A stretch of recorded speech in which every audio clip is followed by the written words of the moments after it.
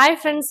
ஒவ்வொரு நாளும் நம்ம வீடை க்ளீன் பண்ணிட்டு தான் இருக்கோம். வாரத்தில் 2 நாளாவது வீடை மாப்பு போடுவோம். ஆனால் அந்த டஸ்ட்டு இதெல்லாம் எங்கேருந்து தான் வருதுன்னு தெரியல. ஆயுத பூஜைக்கு தான் நம்ம க்ளீன் பண்ணுறோமான்னு எனக்கும் தெரியல.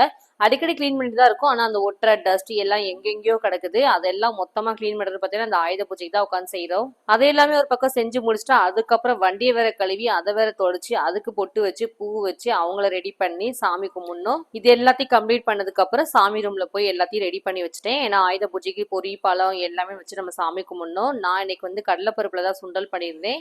சரஸ்வதி பூஜை அன்னைக்கு தான் வீட்டுல சாமி கும்பிடுவோம். முதல் நாள் ஆபீஸ்ல பூஜையை முடிச்சுட்டு மறுநாள் தான் செய்வோம். அதே மாதிரி சாமி ரூம்ல பிள்ளைங்களோட புக்ஸ் எல்லாம் 2-3 புக்ஸ் அந்த மாதிரி எடுத்துட்டு வந்து சந்தனம் பொட்டு எல்லாம் வச்சு சாமி கும்பிடுவோம். சாமி கும்பிட்டதுக்கு அப்புறம் பிள்ளைங்களை உட்காந்து சாமி ரூம்ல படிக்க வைப்போம். சரஸ்வதி பூஜைக்கு புக்ஸ் எடுத்து படிக்கிறதுனால அறிவு, கலை, கல்வி எல்லாமே நமக்கு கிடைக்கும்ன்ற ஒரு நம்பிக்கை. அதனாலேயே நம்ம அதை செய்யறோம்.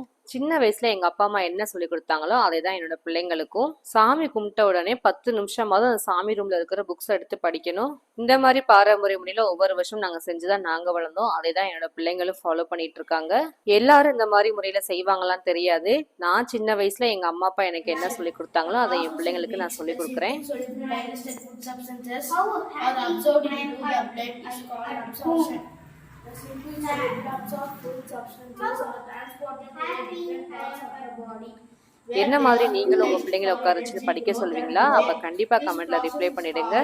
வீட்டுல சாமி கும்பிட்டுட்டு பிள்ளைங்களும் படிச்சதுக்கு அப்புறம் வண்டிக்கு பூஜை போட ஸ்டார்ட் பண்ணிடுவோம்.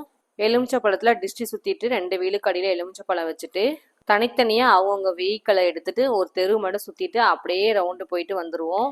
ஒவ்வொரு வருஷமும் எங்க ஆயுத பூஜை நாங்க இப்படிதான் கம்ப்ளீட் பண்ணுவோம். நீங்க எப்படி செய்வீங்க? கண்டிப்பா மறக்காம ரிப்ளை பண்ணிட்டு போயிடுங்க. பாய்.